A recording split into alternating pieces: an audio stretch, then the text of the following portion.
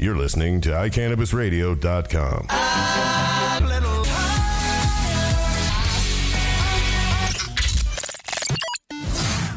All right, we're back for another edition of the Hemp Connoisseur Radio. Joining me in the studio today is the lovely Miss Christie Lundsoford. How are you today, Christie? I'm well. How are you? I'm doing good. I actually have a really sunny personality here this time instead of Miss Samantha Walsh. I know she's probably listening right now, just like, what the hell, Dave? Hey, Samantha.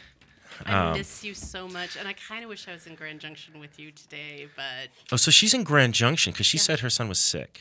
Oh. Oh, you're so busted. You're totally busted. Maybe her son's in... Her son is sick in Grand Junction? She was promoting Mike Duffin's... Dunniffin's? Dunnifin, Yeah. thank you. Yeah. His campaign, and he's doing something in Grand Junction. So I made an assumption based on something I read on the internet. Oh, she's so busted now. You're totally busted, Samantha. I'm going to shut my phone off. Angry texts are coming in as we speak. That's okay. She's allowed to play hooky once in a while. And in fact, it's all good because I have you. Actually, speaking of Mike Dunnifin, I know he was on at the Adam Dunn Show the last 2 weeks. We're going to see if we can get him back on before the election.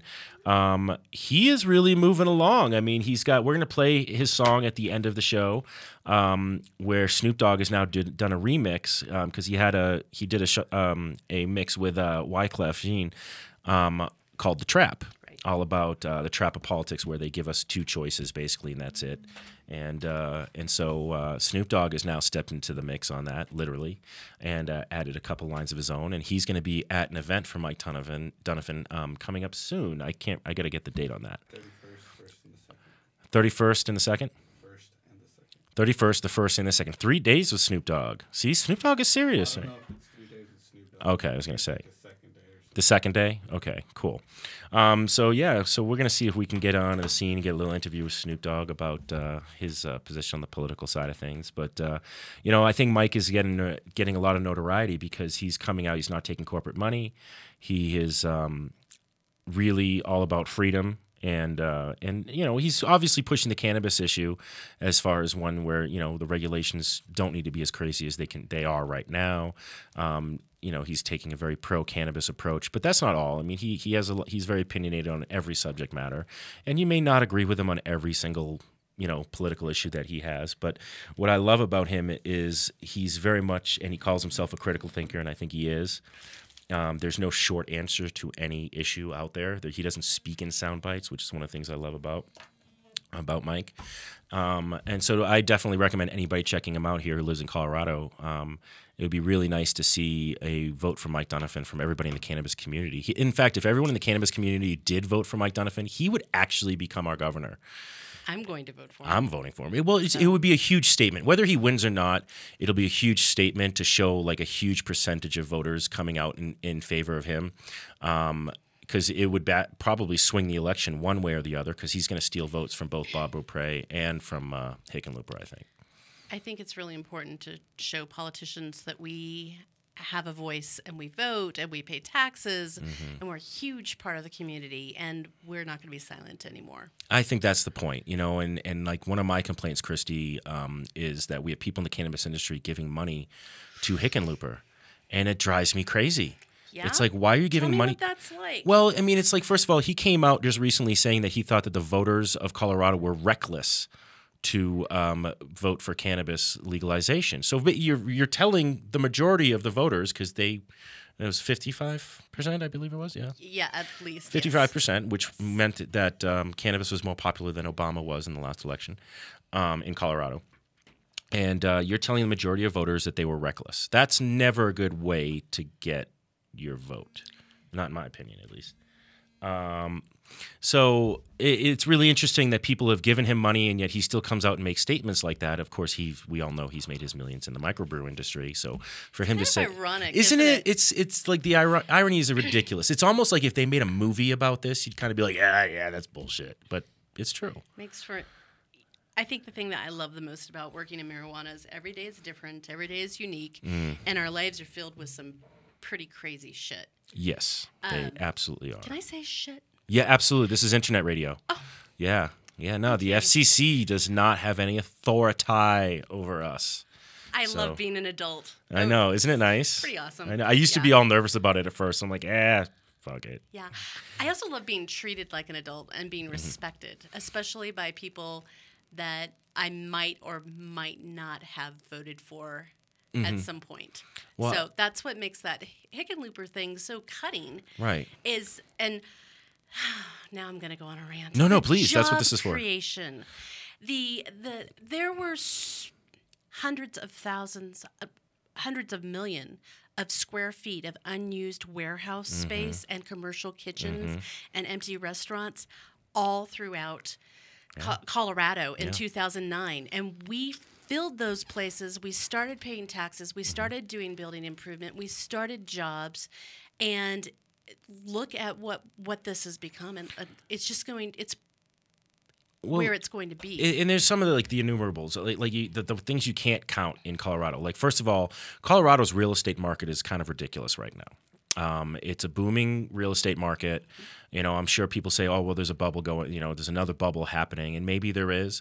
But one thing I can say for sure is we are one of the most moved-in states in the country right now. Absolutely. And you can't tell me that if you have 2 job offers, one in, let's just say Indiana, nothing against Indiana at all, and one in Colorado, and they're for the same amount of money, or even there's a $10,000 a year difference, and you're somebody who enjoys smoking cannabis, which one will you choose? I'd go to Colorado. You think in a heartbeat. It's all about being an adult, and I had somebody ask me on air if I thought that Hickenlooper was going to stand between legalization. This was after it had been voted, and my response was simply, this is what the taxpayers, what the voters voted for, and he doesn't have to champion it, but at least respect it. Well, he hasn't championed it, and I think he also has not respected it, though. Not in the slightest. He does tend to take credit for presiding over the regulations, which I think is hysterical. It's like, you didn't have a choice. Did you hear the voicemail? The voicemail to who was that to? Was it to Normal? A Normal board member. Yes, that was hysterical. Check that out, everybody. A voicemail from Hickenlooper to Normal. Yeah, it's pretty amazing, and it's duplicit and political, and of course, but it's politics, so of course it is. It's amazing. Like I said, it's almost like, there are people in this industry who have given him money and then they got slapped on the wrist, and they're still like, well, we're still going to give him money because we think we're backing the winner. And it's like, it doesn't do you any good. And I also think that the people who are giving him money in marijuana are smart people, and they are, I would hope and assume, they're giving other people money as well. You would hope. But I guarantee they're not giving money to Bob Beaupre. And they're not giving money to Mike Donovan because he's not accepting it. I'm not interested. Yeah, I wouldn't vote for Beaupre. Oh, I wouldn't either. Horrible policies. Oh, no. Same thing with Cory Gardner out there, that's just crazy, and the whole personhood amendment on, was it 67? That's a scary one that exists. That's actually I think that's the biggest hot button issue in this election, is 67, not anything else. I mean, everything, there's a lot of things. This whole Amendment 68 where they're talking about the whole casino thing, which, I don't know, I haven't done enough research on it personally yet to make a decision. I will be, but... I just got my ballot. Did you just get your ballot? I haven't gotten my ballot Tuesday. yet. I haven't gotten my ballot. Weren't we supposed to get it like a month ago? I feel like I've been watching for it, and then there was this thing I read in the news about people stealing the ballots out of the mailbox. Oh, really? For ballot fraud. And so I never watched the mail. I mean, it's not in my job list. Right. But I started watching the mail, and sure enough, my husband brought in. Okay, good. The other thing my husband's doing in regards to the mail is, shout out, honey, is he is saving every political ad, and they were in a pile on my dining room table, and I kind of freaked out. I was like, what? Why aren't you throwing these away? He wants to see. We're going to weigh it. That's a good idea. And see. So I got him a special box. I already had to get him a bigger box. Honestly, I generally just throw them right out. I don't even pay attention to those. I do my own research. It's UV-coated paper. That's expensive. Well, not only expensive, it's horrible for the environment, especially when 99 out of 100 people, when I do get the mail, I take it directly to the trash. I do too. And just, it's recycling. I can just, by the way the paper feels. I don't even look at it. So yeah. Yeah. Politics. Yeah. No, I had somebody call me the other day for a poll, and they asked me if I was going to vote for Bob Beaupre, and I said no, and then they hung up on me. Yeah, it was interesting. I mean, they didn't ask me if I was going to vote for Hickenlooper. I would have said no on that one too. Right. But they just asked me if I was voting for Bob Beaupre, and I said no, and then they hung up on me. I've never had that happen to me before the poll, and I was like, that was weird. You know, usually there's like more than one question. Right. But that was it. That was the question. Do you think they...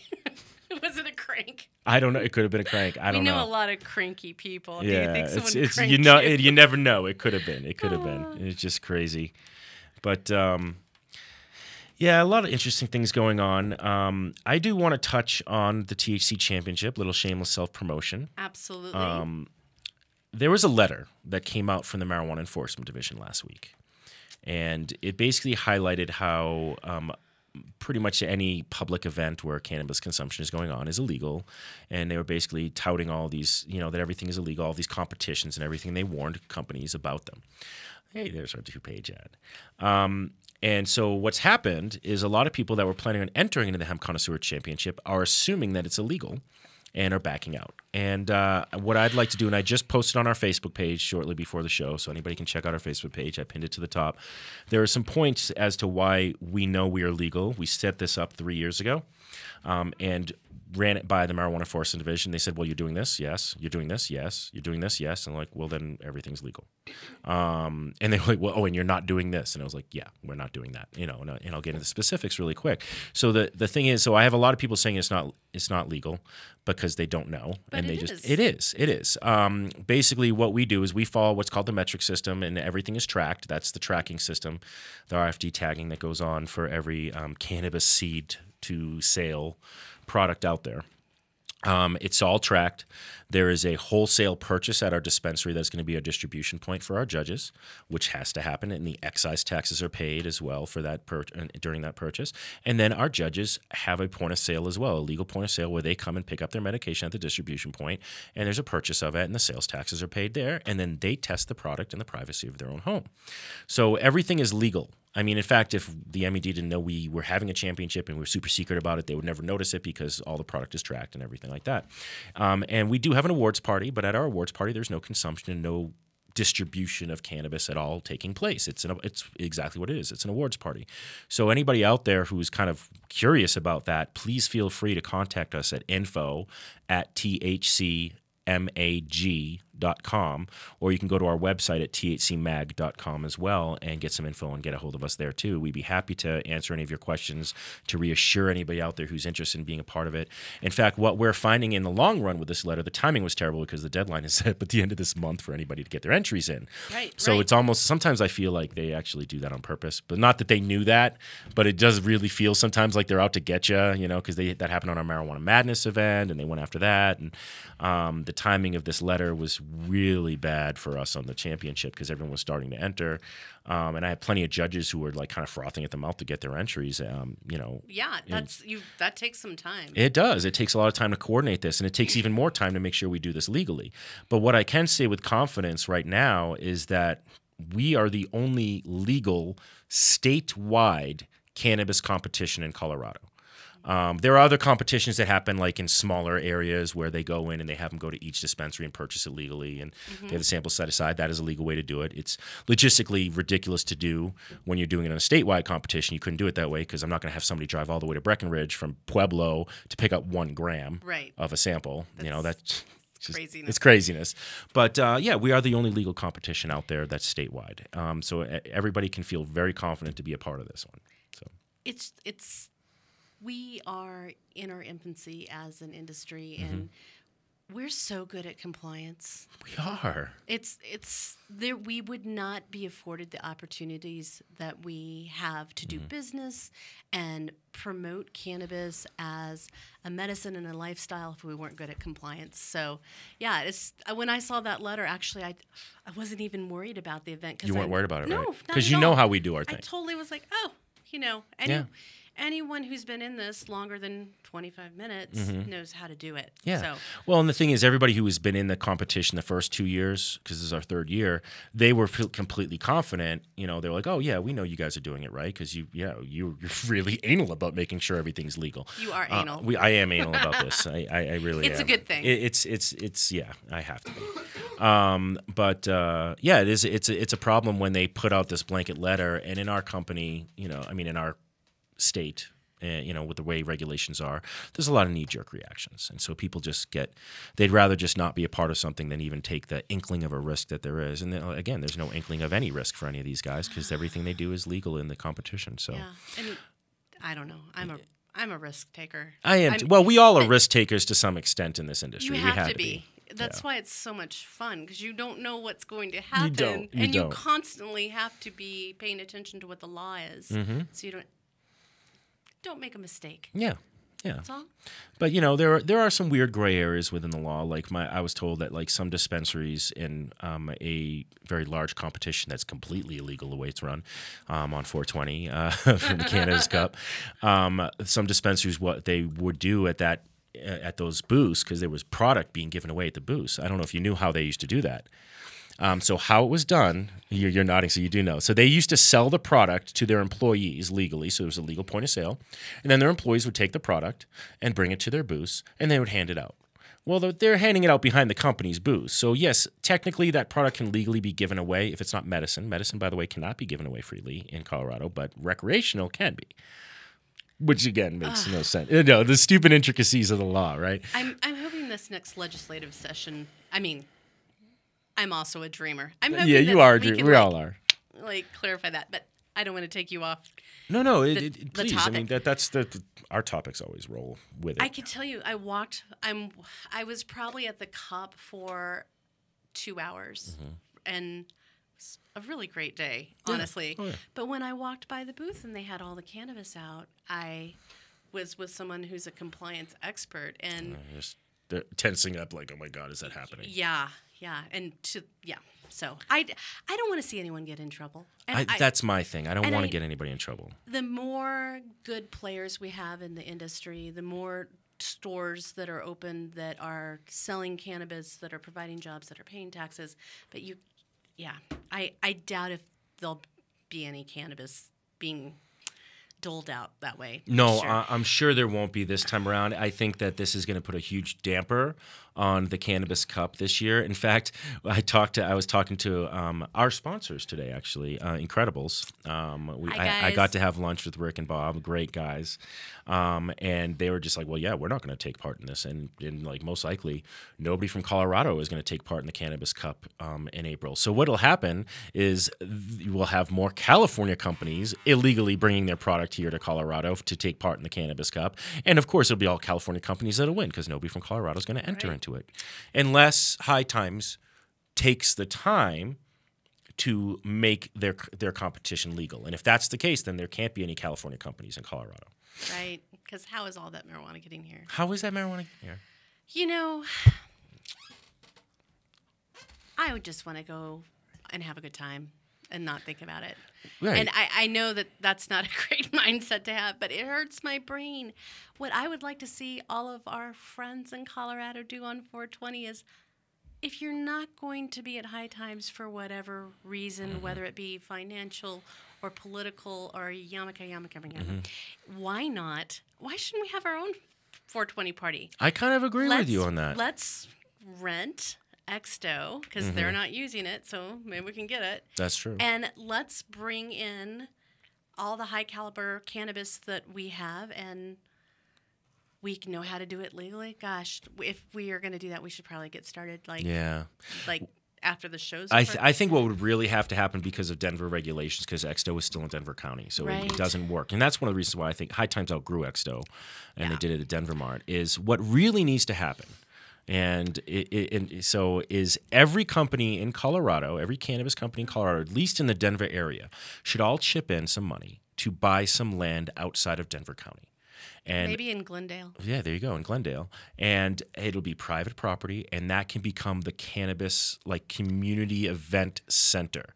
And then, we'd be happy to help manage the the actual parties there for everybody as an unbiased observer. And I know another Right. company that would be very good at it that's helping us with the championship. And that way we have one home that everybody can come to and allow us to have events free of, worry. I think that would be a wonderful thing to have happen. I agree, and I think that some of these larger companies they're moving from actual buildings to having campuses. Yes. Maybe they could.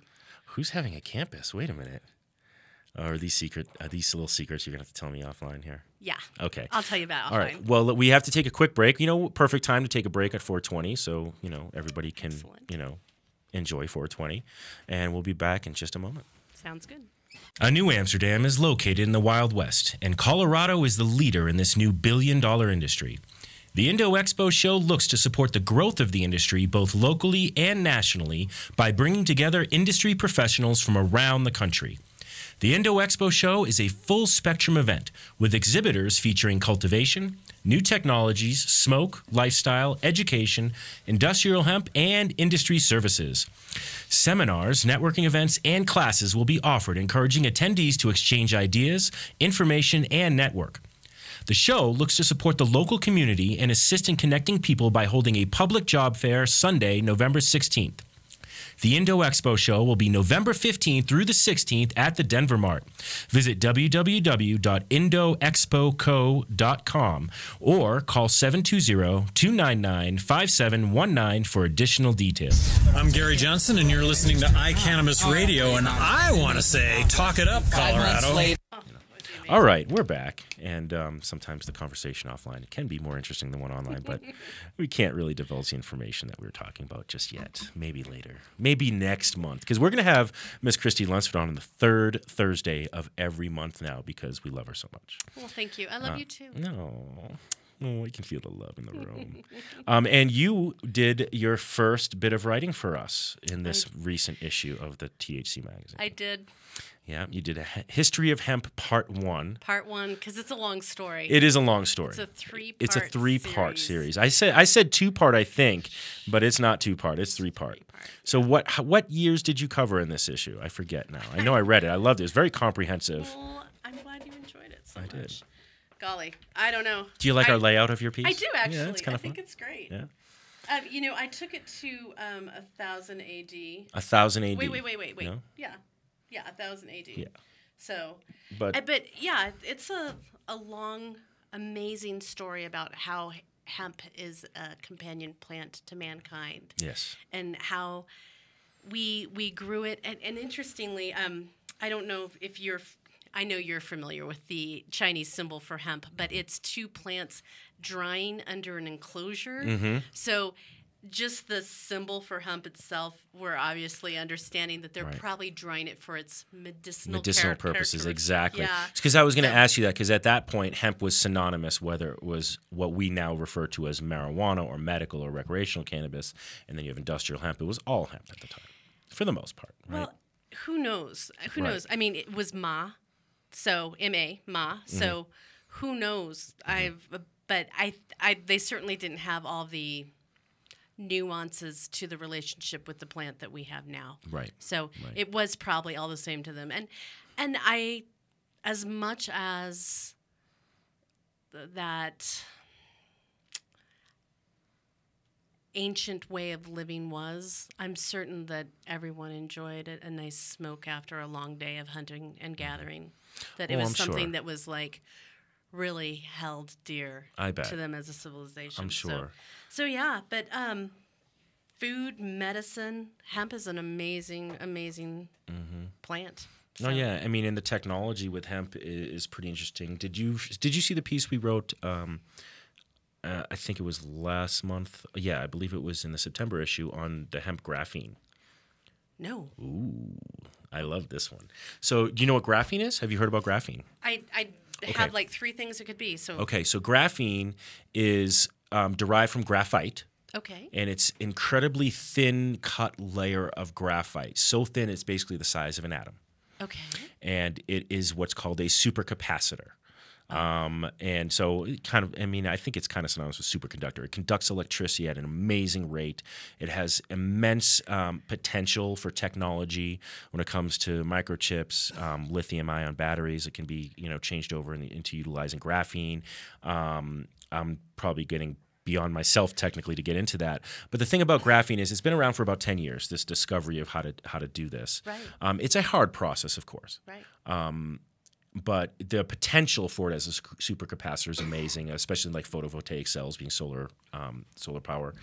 But it's expensive to produce. It's expensive to manufacture, of course, because it's hard. Mm-hmm. Not that graphite is incredibly expensive material out of a lot of the materials, but to make it into graphene is. Well, there are scientists who have discovered a way to turn hemp into a graphene-like substance. That's amazing. It is. It's not quite the supercapacitor that graphene is, but it's still an amazing supercapacitor that's unrivaled by anything else, or potentially unrivaled by anything else, and it grows from the ground because it's hemp. And the reason why I brought this point up is I used to be surprised when somebody said, "Oh, did you know hemp can do this?" And now I have gotten to that point, where, and I still have to be, a little objective and be like, okay, well, show me the proof and blah, right. blah, blah. But I'm still like, when somebody's like, well, did you know hemp can do this? And I'll kind of be like, yeah, I believe it. Yeah. Let me look into it and research, but yeah. I'm very excited. How long until it's on the market right now? That's always the question. How long before it's on the market? Who's going to fund it? Hopefully with the advent of more hemp agriculture in the United States, we're going to see more and more innovation going on. So I really hope to see it. They weren't at that point yet because the study had just come out just within the last few months. Interesting. So, but another thing on the horizon, on the hemp horizon. Well, we have to have something to do with all the hemp that's being planted. Yes. So why not? Why not? Why? Yeah. But I love that. I need to go. I'll have to rifle through your... That's in our... I'm almost positive it's in our September issue. If it's not, it's in our August. I apologize. Sometimes they blend in for me because there's so many and their monthly goes fast. Thank you for this. Do you like our voter guides? I do. Yeah. I have to say, I just picked up this month's copy, and there's a voter guide that's just amazing, and this is going to save me a whole evening of my life. It's for the gubernatorial candidates, so we didn't get to go into Senate and all that because it would have taken up too much. Right. We have a wonderful new intern named Mackenzie Oatman who put all this together with her research, and she had actually some phone interviews with some of the people. Okay. If there's no source cited in there, then that was a phone interview. If there is a source cited, then we obviously got that from either the candidate's website or from quotes that they've said. And we tried to focus on like the main issues that we felt our readers wanted to focus on, being hemp, marijuana. We talked about women's issues, women's rights. Fracking was another one, and then gun control, because those seem to be like, those are your kind of standard issues to kind of get a litmus test of a candidate. That's great. That's great. I love political season and I hate it. But yeah, same here. Same here. I love it when I get the phone call and it's Evie Hudak, because I live in Jefferson County, and Evie calls once every 2 years, and they've started getting smarter. They're taking notes now. So, because the first time I was able to catch her, and she's like, "Well, do you have any questions for me?" And I said, "Well, what do you think about marijuana?" And she went, "I'm really concerned for children." And I said, "Well, children don't use marijuana. Like these are medicinal adult use conversations that I'd like to have." And she's like, "Oh, you like marijuana? Oh, and but now she calls and she's like, so da da da da da." And then when I bring up the marijuana, she knows what to say. She knows what to say. Oh, that's funny. They're so smart. They are. They are. I wish they could take that level of intelligence and actually craft some meaningful, or I'm on this new kick now where I think I'd like to have fewer laws. Oh, absolutely. Can we just wipe out the books and start over and build laws that make sense? That's the thing. Exactly. Because it is. It's a maze of laws now. I mean, what's our tax code is ridiculous, first and foremost. I mean, how is that? Why is it that many pages long? It's something like 20, 30,000 pages now or something. It's multiple huge, ridiculous books. Why? Why is it that much? Why isn't it as simple as just, this is what your text? Yeah. But I don't know what a good percent would be, but take it. Take it. Take it. I like having roads. I like having friendly law enforcement that, is there to protect my rights, not violate them. Sure. I like having all of the amenities that make the U.S. such a great place to be, and I'm willing to pay for them. But this gigantic maze of legislation surrounding everything that we do, even cannabis, the medical and then the adult use laws and how they don't match. We need to they absolutely need to coincide. This up. It is amazing that there's required testing on the recreational side.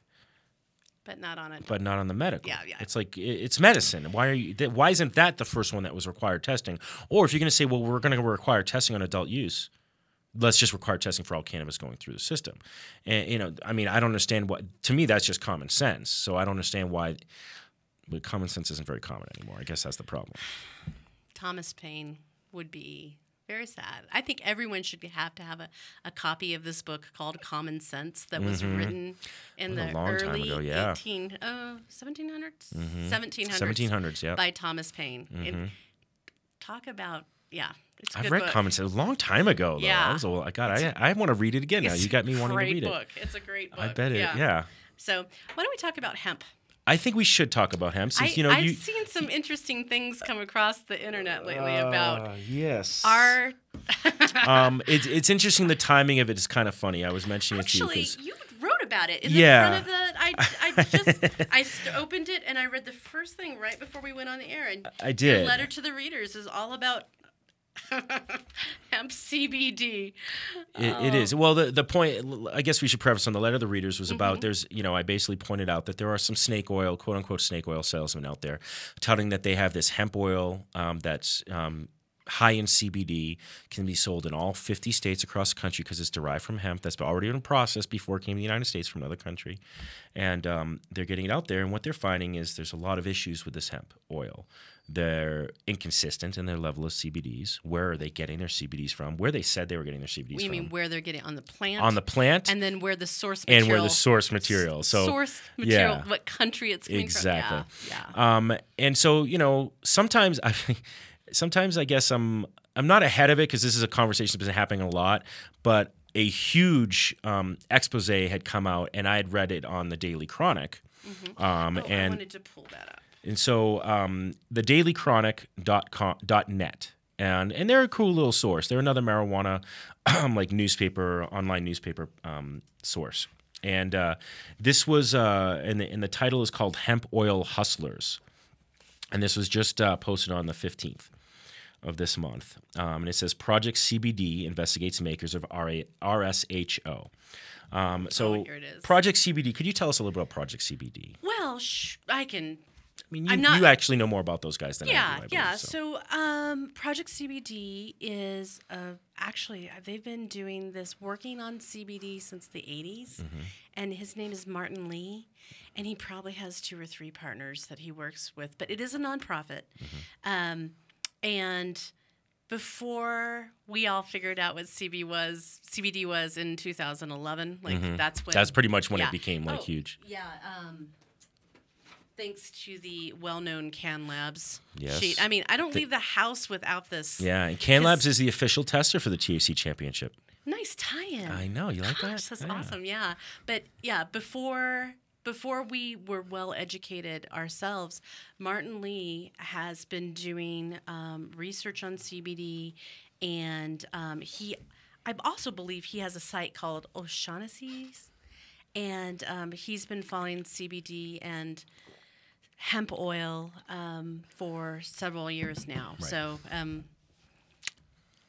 he's an interesting guy. I finally met him in person last month at the Marijuana for Medical Professionals conference. We rode the elevator together, and I introduced myself. And yeah, it's no secret I used to work for Dixie, so he was a little shocked and actually took a step back. And I was like, "It's okay.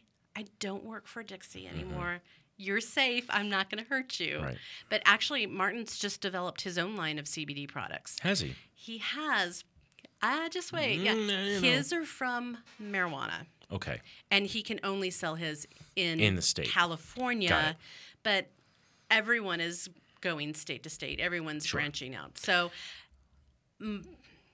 this whole thing with these exposés that are coming out, and I just have to give you some credit because I see that you wrote this on October 6th. And Yes. so Well, that was when the magazine was published. You wrote Published. this like you're probably like 2 or 3 months out on No, content. no, I'm not. Not on letters to the readers. No, I always actually wait until that is the last thing. piece. That is the last piece that's entered in. Sometimes to Oh, the so it's annoyance of my current. layout, Yeah. so I can be as current as possible. And it usually is kind of one of those things where it's like I have like 4 different topics I'm thinking about talking about, and I kind of outline them.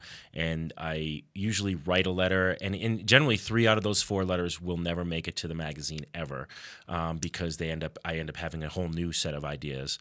And this is the one that ended up making the cut for me personally. You're ahead of the game. Sometimes It's kind of nice. it is nice. We Sometimes, should relish this moment. yeah. Sometimes my crystal ball is clear. Golly, I wish mine was. Yeah. But the big thing that I pointed out in the letter is the integrity of promoting and marketing hemp CBD oil. And I think one of the things I said in there was that the marketing is too far ahead of the technology. And that's where I have a problem with it. So my point is in this is that there could be potential in hemp CBD products, but not right now.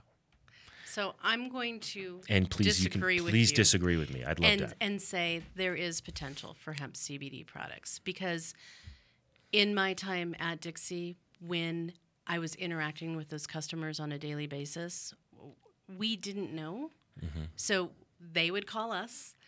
We weren't selling it as a medicine. We were selling it as a dietary supplement. But Sure. they would call us, and I had a list. And we had about 800 people who bought it every single month who were having success. Gotcha. And this is over a period of 18 months. Okay. So I no longer have access to that because Right. I've left the company. Sure. But I've seen it work. I actually have Facebook friends now that I've become friends with them. Mm-hmm. They have jobs now. They're able to go to work. People with anxiety.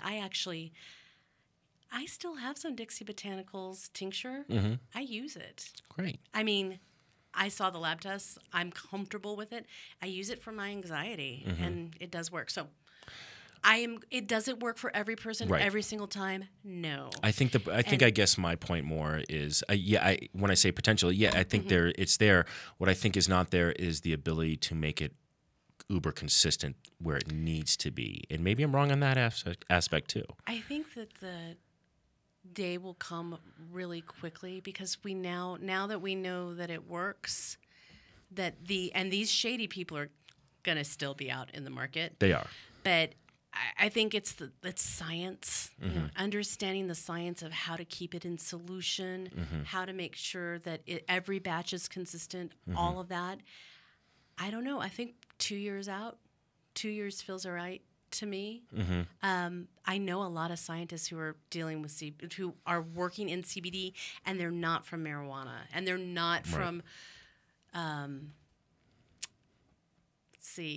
commercialized medicine. Let me put Right, it that right, way. right. So they're actual scientists. So Well, I do want to kind of point out the company that's being talked about, or companies. Yes. And I'm sure I'll get in a little bit of trouble from these guys, but I don't actually. That's my job, so I don't care. And you get to just be a nice talking person. Point on this. I might get in some trouble too. Who knows? So, like I said, I recommend everybody checking this out. It is a long read. I have to preface that first and foremost. It is a very comprehensive piece. Written by Thomas H. Clark from the Daily Chronic. And I want to credit him for this. And, hey, Thomas, anytime you want to talk about writing for the THC magazine, I'd be happy to talk to you about it. But this read would almost take up the entire magazine. Wow. So that's one of the benefits of online reporting is it's not as hard to do as a comprehensive piece like this. We couldn't do something quite this long. But basically, and I'll read the first, the headline or subheading. It says, what began as an investigation into a penny stock umbrella company morphed into a 30-page report involving analytical lab tests, hemp oil production tours, and a quote-unquote crash course in scientific data regarding toxic solvents, heavy metals, and other contaminants. What that means is they basically, Project CBD, from my understanding, was what kind of spurred this investigation because they wanted to look into these hemp CBD products. And here, I think this is the original article. That does look like that's the original one. So I'd be very interested in seeing. Aaron Well, Miguel. maybe I might have to retract from Thomas H. Clarke until I read the two. Well, here, but Aaron, we can do it both. Yeah. So Aaron Miguel Cantu, and this can be found on Project CBD, and I'll swing my computer around. And this is one of those things I might talk to Project CBD about posting this this on our website as well, the original report. I can give you Martin's content. Yeah, we'll have to talk about that because this is really important information for people out there, especially if you do not live in Colorado and you don't live in a legal state for cannabis, for medical cannabis, and you're looking to get medication in hemp CBD. So there's this company out there, publicly traded on the stock market, called MJNA. And they are a huge company in a sense, and in a sense, they're a huge smoke and mirrors kind of company from my understanding. And it's kind of been my experience in looking into them for a while now, but this kind of confirms all of my suspicions. So it's a really interesting piece for anybody to check out. But basically, they go into their hemp oil, RSHO, which I think is, what was it called? It stands for Real Scientific Hemp Oil. A Real Scientific Hemp Oil, yeah. And basically, there's a lot of really shady dealings that have been happening with this company from this report.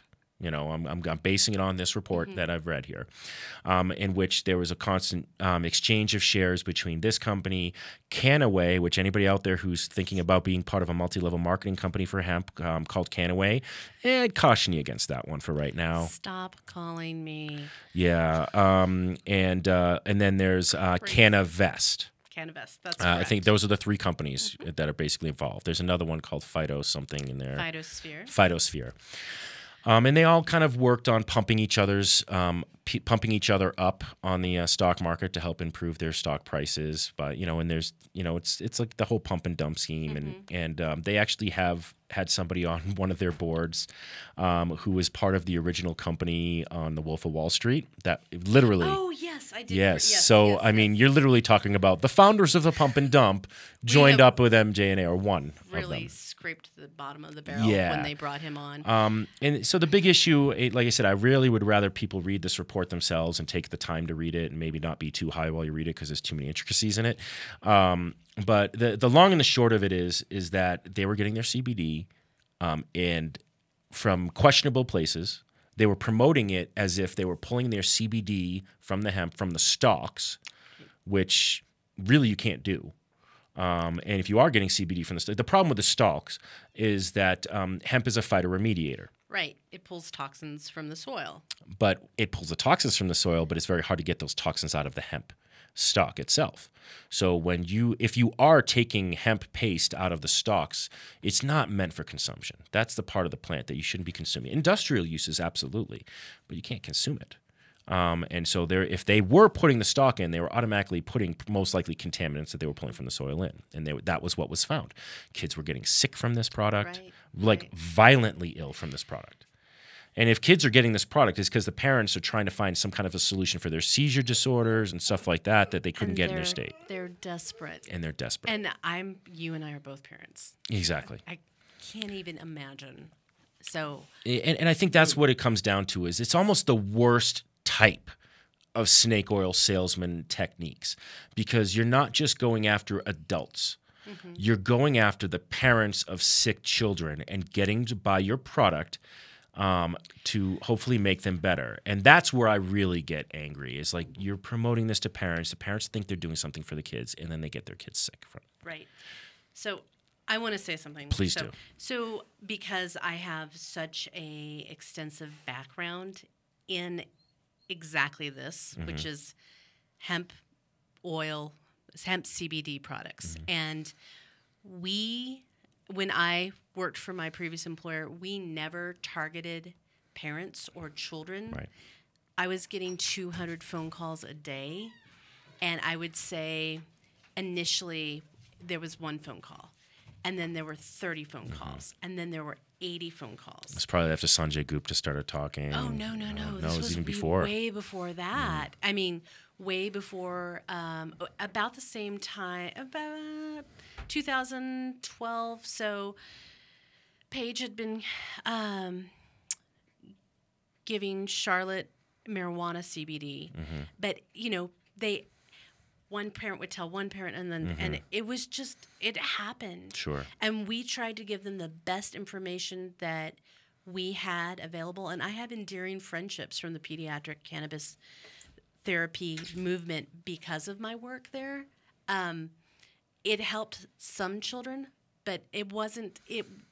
It's the ratio of CBD to THC that's really needed, and you have to do this with a doctor's care. This isn't something you mess with. And we were not selling it at a high enough milligram amount to make it medicinal. Got it. So it was that dietary supplement moment.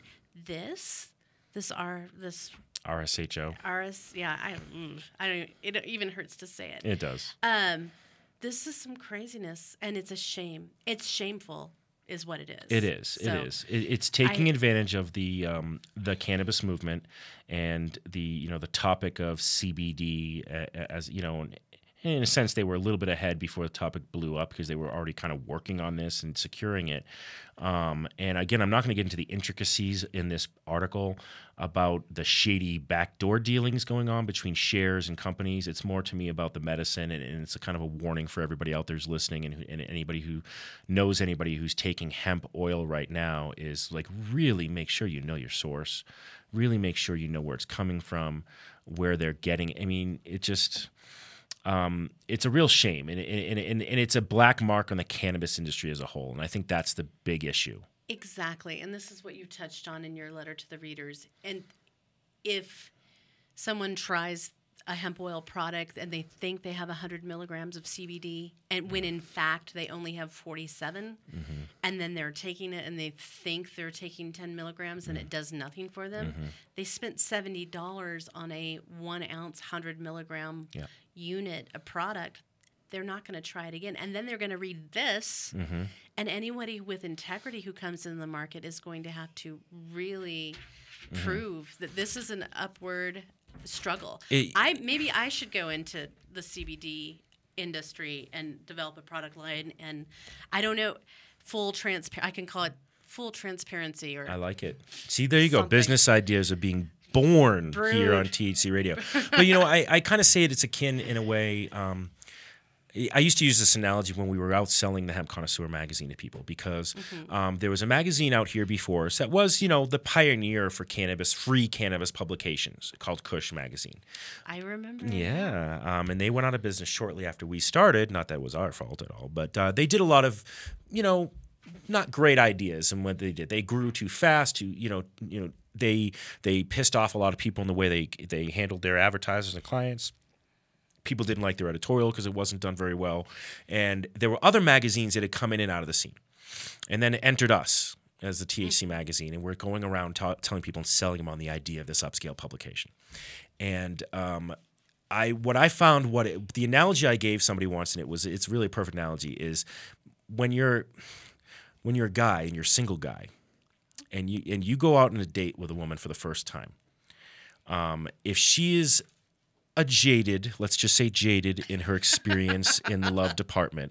You're not going to get in trouble with I know, no, but you're basically, you have to make up for every bad boyfriend she had. And so no boss. And boss. And so no matter boss. how much of a nice person you are, Good luck. You are already like behind the 8 ball because of every asshole that came before you. And that's what I see happening for this. It's the same analogy. It's like this is the bad husband for hemp oil. For if it's your first time you've tried it and these guys screwed it up for you, you may never try it again. Right. And that's my big issue. Is it's a real shame because, generally, it takes usually 30 good experiences in a restaurant or whatever before one person talks about that good experience. But all it takes is one bad experience before they start talking about exactly. it. And that's where this is really, it's a problem for our industry now when you have companies that are bad actors like this. So like I said, I can't get into too much details because the details are so ridiculously long in this article, but I do recommend everybody checking this piece out. Mm-hmm. So go to Project CBD and you can check out the full report, or you can check out the dailychronic.net and read the article called Hemp Oil's Hustlers. They do a very comprehensive job of breaking down everything about MJNA, Canavest, Canaway. And Canaway is basically a pyramid scheme. Oh, completely. It's a total pyramid scheme. Completely. And yeah. And this is a situation where they're just moving shares around on a spreadsheet. Yeah. And yeah, it's a pretty sophisticated, I got to hand it to these guys. Oh, yeah. This is a pretty sophisticated stock. It is. Umbrella company. And I've sat in meetings with these guys too. Mm-hmm. So I'm sure that was fun. Actually, it was really interesting. Was it? I bet. It was really interesting. The thing that kills me the most is they're really excited about hemp. I know. They were 2 years ago, but they were really excited about hemp. And then this happens. But but do you think it's that they're really excited about hemp, or that they're really excited about the money they can make off of hemp? See, because there's a difference. Definitely financially motivated. Yes. But it was also the same kind of giddy enthusiasm you and I have. Right. They had that Wow. passion too. So, but at the end of the day, it's obvious. This story has been told. It's all about money. Yeah. So, yeah. And but there's so much bad that has come out of this whole situation. Besides just the actual products, and some people being turned off from hemp overall, you also have people being turned off from cannabis-related companies because of how this company has acted and being the first to market. And they were. My understanding is they were the absolute first company to go to be public for the cannabis industry. If they weren't the first, they were one of the first three. Oh yeah, they very well might have been the first. Yeah, so. And so they were kind of the one that everyone was trying to compare themselves to, I think, when they started. And it's like, well, that's not the one you want to compare yourself to in any way, shape, or form. But they're the ones that is going to always be propped up by, investors and stock, in the stock market. Stock. Yeah, I had stock too. Yeah. When it first came out, I was like, oh, there's a publicly traded company. And of course, being a little naive on it, I just jumped. It's like, let me buy the first publicly traded company. And I didn't buy a lot of shares. But it was just more symbolic for me to buy them because I don't trade in the stock market because I would have better luck playing poker than gambling in the stock market, honestly. But to me, it was just kind of a good feeling to support a public cannabis company. It was really cool. Those were some happy days. So, hey, I just now opened up the question and answer, and I just wanted to say there's a question here that says, so did Dixie put the RSHO in their tinctures and salves? And the answer to that is Dixie was getting their hemp paste from medical marijuana, or MJNA as we've been calling it today, and then that hemp paste was pure. I'll use the word purified. I'm not the chemist. Right. I'm not the science But team. you got Dixie purified the product. Yeah. So, and that's what Tamar and Darwin did, is they took the paste and refined it. That's the word I'm looking for. Right. So, yes. And that is the salve that I have on my nightstand that I use all the time. And that is the tincture that I have in my bathroom that I use. So, I will say, for those batches that were produced under Tamar and Darwin, that I still have them and I still am using them. Right. So I have complete confidence in those products. Well, and the other thing to Dixie's defense is they were part of MJNA under Red Dice Holdings, and there was definitely some problems in their relationship, but they did end amicably somehow, but they parted ways, and they said, look, we don't want to be a part of this company anymore. We're going to go do our own thing. And Dixie's, from my understanding, was the only company that was really doing anything when they were joined up with MJNA. Right. And that from this report too, they were saying, well, they finally had a company to say, hey, look, we're doing something. You know, real products. Remember? Hey, yeah. Yeah. And that's been one of my complaints all this year, because this year has been like the year of the cannabis investor. I mean, it has been, hasn't it? Yeah. And there's been all these companies, investors coming to us saying they want to give us money and blah, blah, blah. And it's always nice to have that happen. But they would come in and and when you meet with these investors, you're always saying, well, this is why we think you should give us money. And I started changing my script after the first 2 months of doing this. And I finally said, why should I take your money? Oh, thank you.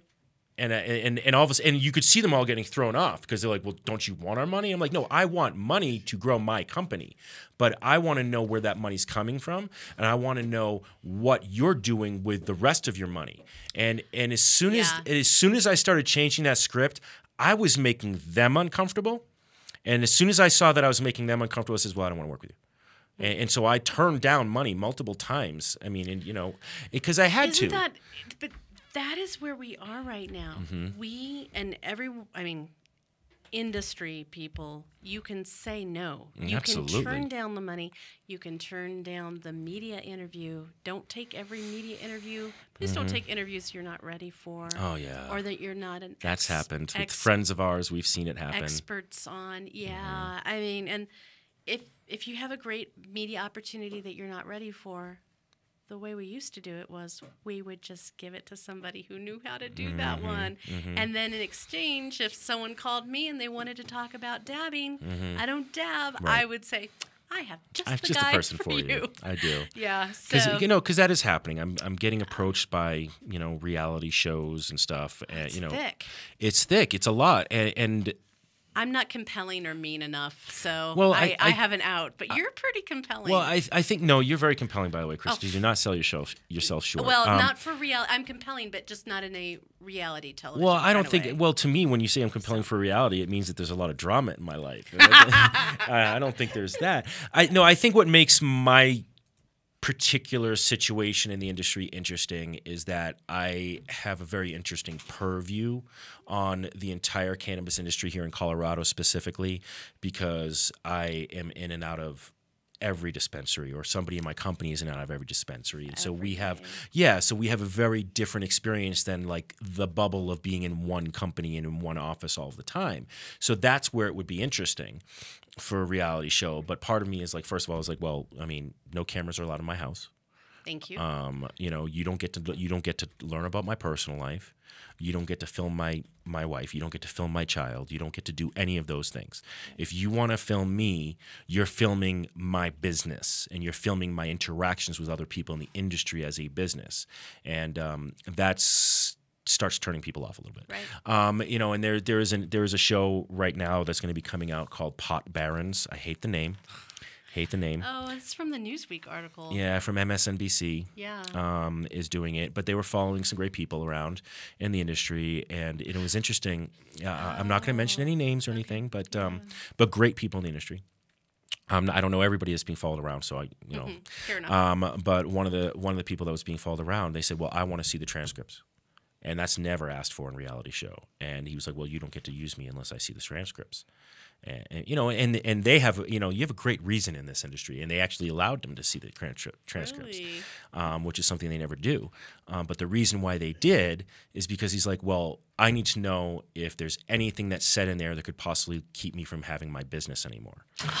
And I think that is absolutely the manner in which all of us need to manage ourselves when it comes to the public eye, because things can be edited, things can be changed, everything can be taken out of context. And if they don't sequence it correctly, it can twist the whole Exactly. But what I will say that's nice is he was saying that MSNBC did a very good job from what he read in the transcripts and the editing of it to show our industry in a very professional light. Good. And that's why, I'm interested in speaking with them, because that's somebody is trying to connect me to those guys for the season 2. And I'm like, well, yeah, then I'm interested in speaking to you about it, because I'm hearing good things so far. And that's really important to our industry, is any one of us who's a representative in the public eye needs to be very cognizant of the message that's being portrayed by utilizing them. Absolutely. You know, there was MTV did it like a few years back. Do you remember that one? I try not to. Yeah, I know. I have to bring it up because it's part of the conversation, though. Oh. You know, but they did. They followed somebody around. And I forget what the name of the show was. I can't even remember the name of the show. My Pot Life. My Pot Life. Was yes, that it? I think it was something like that. It's all the same title. They followed around a very nice lady. I'm not going to say her name. I mean, but she's kind of like more not really on the mainstream of the industry, even at that time. She had a great product too. She did have a great product. Even now, people talk about. I'm just going to say it. Is that okay? Yeah. Even now, people talk about the Buddha Bar. Yeah. Like they It was a talk great about product. it with a far off look in their eyes. They're like, oh, oh yeah, the Buddha Bar. And it was a great product, but So- it was more about her personality being very MTV And reality show personality. It wasn't a great time for her in her life. No, and she that has was my taken a understanding, too. couple years off. She's had a kid. She has horses, and she is interested in coming back into That would be cannabis. amazing. So, But that's the problem. Is Yeah. that, you know, how are they going to portray us? Is the big issue right. that I have. You have to constantly be managing your message. Yeah. It's ironic. This is funny because I'm writing an article for somebody else. That's okay. But You can say who it is. for MMJ Business Daily Got it. about how to do media savvy interviews, and I wrote it last night. And it's all about being authentic and not bashing the competition, but also knowing that we're all in this together, and I'll get all emotional. Our sisters and brothers in states where cannabis isn't legal, and all throughout the world where cannabis is still illegal, how you and I and everybody in this room conducts themselves Absolutely. every single day, we are small grains in the sand of legalization. And shitstorm. If someone messes up really badly, it could affect what happens in Alabama. Or New York, or Florida, or Paraguay, or Britain. They have no idea. Well, and the big problem that I have is that the mainstream media is always looking for that person. They want the salacious They moment. They do. It sells salacious. It sells ad space. It's how we are. It's why we take a second look when the train wreck goes by. Exactly. But you know that's the hope, and we're hoping that you will be speaking with us at the Indo Expo show on correct marketing practices in the cannabis industry. I would be delighted. We would love to have you on delighted. there, especially speaking on the media side of things. Absolutely. So anybody out there who lives in Colorado, there is the Indo Expo show coming on. It's on November 15th and 16th. Those guys are putting together a really good show for the business-to-business industry. There will be an open forum the last day, I believe, on the 16th. Is that correct? The open forum for Yes. the job. Oh, the job fair on the 16th. There will be a job fair on the 16th.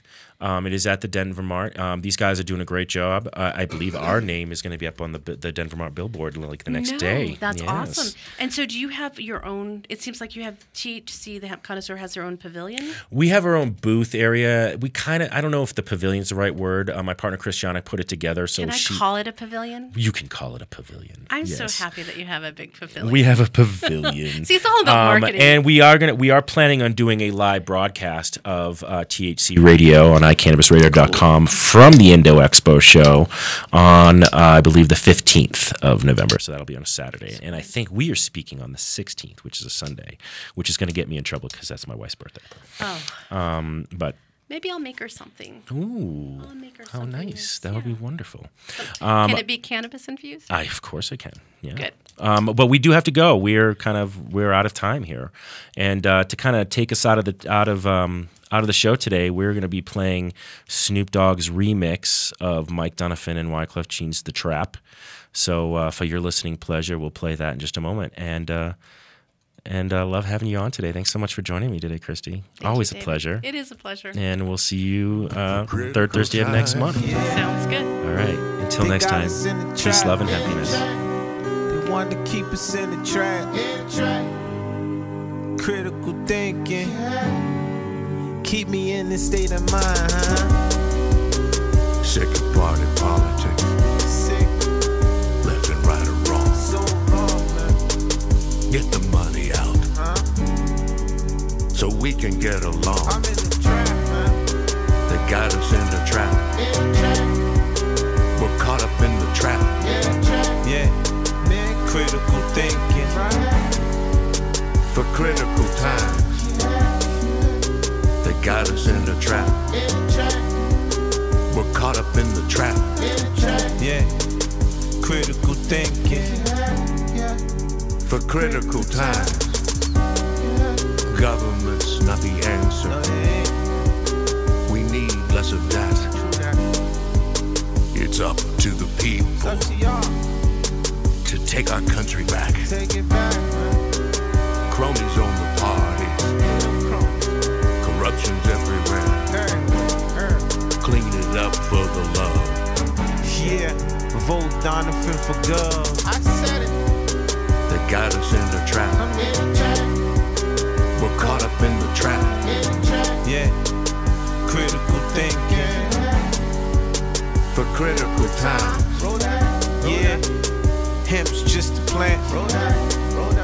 Prohibition is the problem. But we can change all of that. Yeah, vote Donovan in the order. I said it. individual rights is where it's at. That's how you say it. Collective thinking is a cancer. Okay. And with liberty, our guide, we can find the answer. I like that policy, man. Stop the intolerance. Gay couples freedom will. Women control their bodies. Keep the government out our beds. They got us in the trap. We're caught up in the trap. Yeah, critical thinking. For critical times, Wake up in the morning feeling good as I can. Heading to the voting booth so I can vote for my man Donovan.